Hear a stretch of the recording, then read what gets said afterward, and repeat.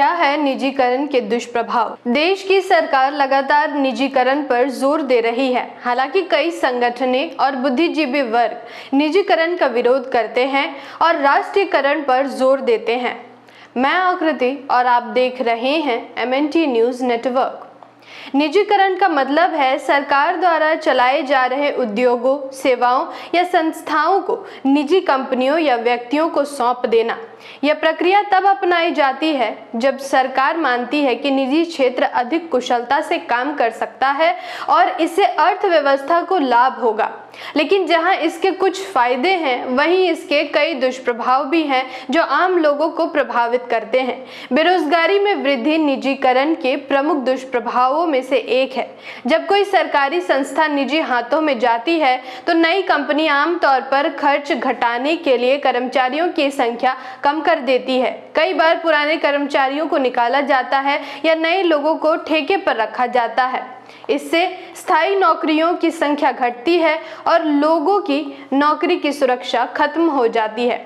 सेवाओं की कीमतों में वृद्धि निजीकरण के प्रमुख दुष्प्रभावों में शामिल है, क्योंकि सरकारी सेवाओं का उद्देश्य होता है कि जनता की भलाई, जबकि निजी कंपनियों का उद्देश्य लाभ कमाना होता है। इसलिए निजी कंपनियां अक्सर सेवाओं की कीमत बढ़ा देती हैं।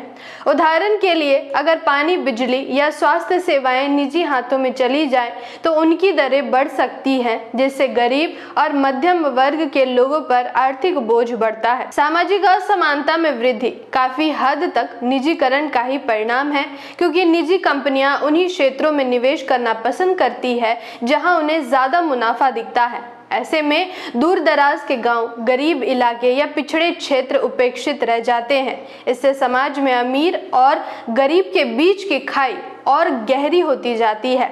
ऐसा माना जाता है कि निजी क्षेत्र सेवाओं की गुणवत्ता बढ़ाता है, लेकिन कई बार मुनाफे के चक्कर में गुणवत्ता से समझौता भी किया जाता है।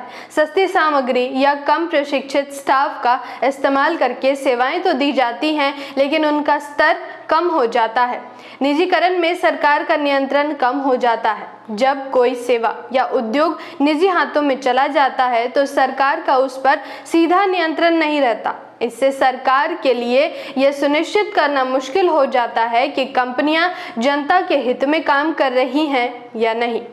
निजीकरण से एकाधिकार का खतरा भी बना रहता है, क्योंकि अगर किसी क्षेत्र में केवल एक या दो निजी कंपनियां बचती हैं तो वे मनमानी कर सकती हैं, जिसे मोनोपोली कहते हैं। ऐसी स्थिति में उपभोक्ता के पास विकल्प नहीं होता और उन्हें ऊंची कीमतों पर ही सेवा लेनी पड़ती है। निजीकरण का उद्देश्य आर्थिक विकास और कार्य क्षमता बढ़ाना होता है, लेकिन अगर यह बिना सही योजना और नियंत्रण के किया जाए तो इसके दुष्परिणाम आम लोगों पर भारी पड़ सकते हैं।